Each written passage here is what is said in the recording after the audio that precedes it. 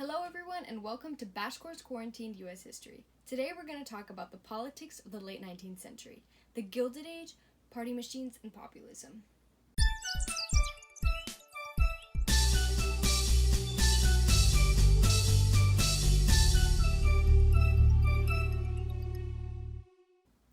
The late 19th century is often called the Gilded Age, which refers to the corrupt politics of the time as well as the new wealth from the Second Industrial Revolution. There was corruption across all levels of government, city, state, and federal. This ranged from patronage and secret deals to election fraud and theft. For example, when the 1877 presidential election was disputed, candidate Rutherford Hayes got chosen through opaque backroom deals where he promised to remove federal troops from the South.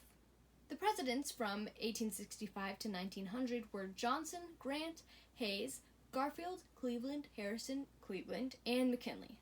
It's a lot of presidents to remember because none of them had two terms. They might also not be that familiar to you because for the most part, their presidencies didn't have a big historical impact through policy. This had a lot to do with the widespread corruption. Elected officials, like the president, often spent much of their time distributing favors, deals, money, and jobs as payment for the favors, deals, and money that had gotten them into the office in the first place. Thus, the lackluster political records of the time. A common practice was patronage, which created the spoil system. People get jobs based on their contribution to the political party or campaign, rather than their actual merit. It saturated politics, including the presidency beginning in the 1830s with Andrew Jackson, though it was worse in the Gilded Age. Then, in 1881, President Garfield was assassinated by a disgruntled office seeker.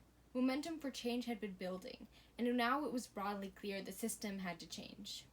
The landmark Pendleton Civil Service Reform Act of 1883 attempted to redress this practice in the federal government by requiring that certain positions be open and competitive based on merit rather than political affiliation as well as race and religion. Although it was originally limited in scope, it was continually broadened over the next century to cover almost all federal jobs. So, we know unqualified office holders and distraction from corruption caused government to have a lame record in governing. Additionally, their inaction with respect to business policy was actually also due to laissez-faire philosophy.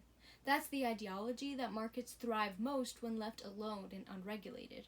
However, rich businessmen very often paid government officials to keep business unregulated and unsupervised. One of the most famous scandals of the time, Credit Mobilier, show the intense levels of corruption involving rich companies and elected officials. Credit Mobilier was essentially a fake company created by Union Pacific Railroad Company execs to overcharge the railroad company and then bribe congressmen. Despite their shared penchant for corruption, Democrats and Republicans, the two main parties, still had their differences. In fact, federal elections were greatly contested. This was another reason that presidents were weak. They rarely received more than 50% of the vote. Republicans nevertheless ruled the presidency in the period, with Democrats often taking the House. Republicans were the party of Lincoln. They'd won the Civil War and led Reconstruction in the South, and they would not let people forget about it.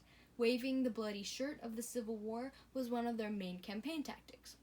Although they initially pushed for civil rights for African Americans during Reconstruction, this was more or less abandoned in the late 1870s. African Americans whose voting rights hadn't been suppressed continued to vote Republican, along with white Protestants and rural Northerners and Westerners. Democratic voters tended to be white Southerners and Northeastern urban workers. The main issues were around a protective tariff, money supply, and how to treat the industry boom. Generally, both parties supported laissez-faire treatment of business, though many Democrats favored some regulation that would protect farmers and workers. This thinking rose to greater prominence in the subsequent progressive era, along with other anti-corruption, other stuff. Republicans supported a progressive tariff, that is, charging a tax on imported goods to support American industry. Democrats did not because it made manufactured goods more expensive for struggling farmers to buy. The money issue was a debate about taking the U.S. money supply off the gold standard with free silver in its place. and it pitted the interests of poor farmers against those of rich industrialists.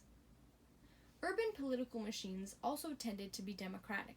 As cities quickly grew as a result of industrialization, municipal governments grew in power. They formed political machines where politics was highly corrupt, based on favors, theft, and voting fraud, coordinated by a powerful party boss. The most famous example is Tammany Hall in New York City, led by Boss Tweed. However, they were actually very important in improving the lives of poor urban workers, who were exploited by employers and more or less ignored by the national government. The party got them jobs and cleaned areas up in exchange for votes, often more than one vote per person, and other types of loyalty. However, political corruption and laziness towards policy wasn't all that characterized politics of the period. A new party emerged in response to government inaction as well as overall industrialization, the populists. There was a growing discontent among small farmers, who were often poor, taken advantage of, or driven out of business by large corporations, or suffering from low prices. One of the biggest problems was the low price of agricultural products, exacerbated by the Panic of 1873, which led farmers to go into great debt. Based on the descriptions of corruption and laissez-faire policies, you could guess the government might not have been very helpful. So, farmers organized in cooperative farmers' alliances, then interest groups, like the Nationwide Grange, which started taking political stances. In 1890, a group of them met to codify their broad political, economic, and social goals in what's known as the Ocala Platform. This morphed into the Populists, the People's Party of the 1890s. One of the most critical components of the Populist platform was free silver.